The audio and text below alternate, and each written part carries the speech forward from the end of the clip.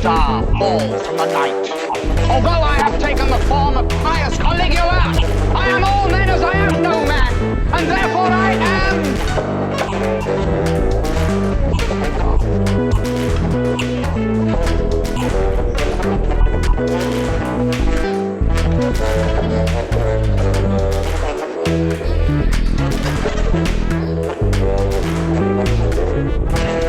I shall wait for the unanimous decision of the Senate.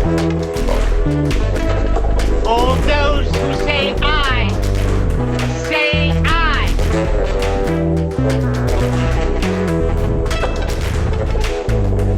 Aye! Aye!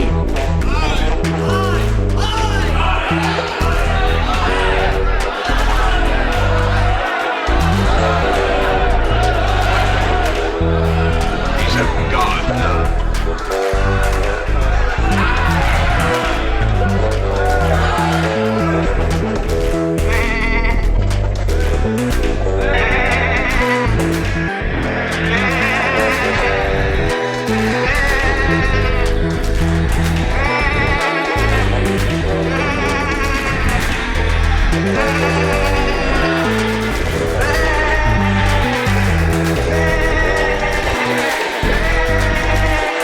The period of mourning is now over! He's mad.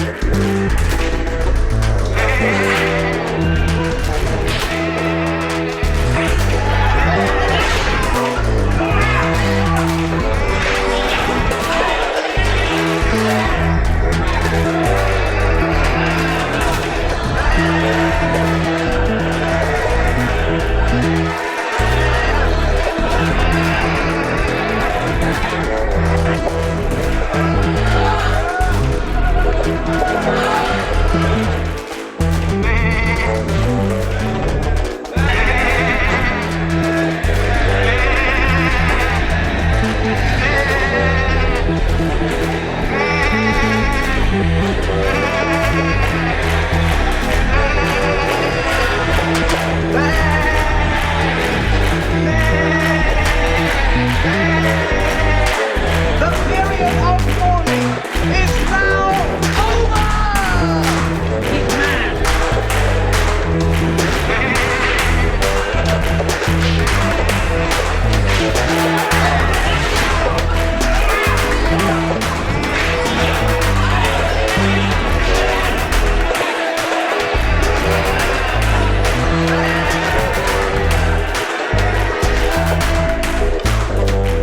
And I want to read you something that Nietzsche wrote.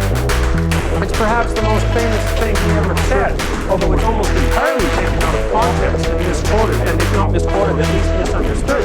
Because Nietzsche was one of these strange people who was capable of living 50 or even 100 years into the future. And although he is generally regarded as an enemy of Christianity and superstition, and was certainly an unbelievably outspoken opponent of Christian traditionalism, he also knew that if you let the old gods die, the probability that blood would flood the land is virtually 100%. So let me read you what he wrote. Have you not heard of that madman who lit a lantern in the bright morning hours, ran to the marketplace and cried incessantly, "I seek God"? As many of those who do not believe in God were standing around just then, he provoked much laughter. Why? Did he get lost? Said one. Did he lose his way like a child? Said another. Or is he hiding? Is he afraid of us? Is he going on a voyage or immigrating? Thus they yelled and laughed. The madman jumped into their midst and pierced them with his glance.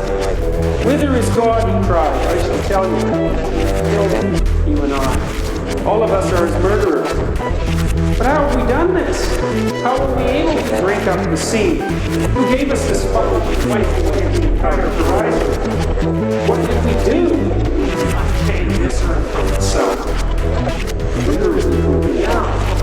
Whither are we moving now? Away from all suns?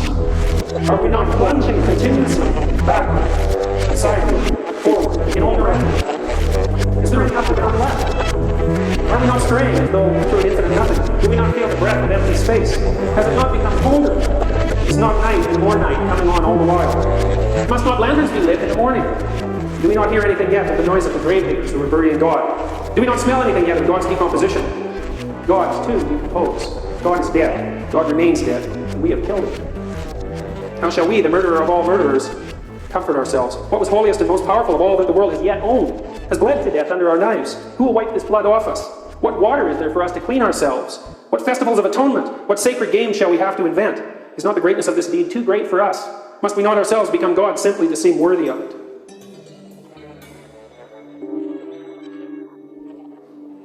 Well, as you can tell, it's a much different notion from the casual God is dead quotation that's most generally associated with Nietzsche. Well, what is he saying? Well, he's saying something like this. A system like Christianity, or any system that's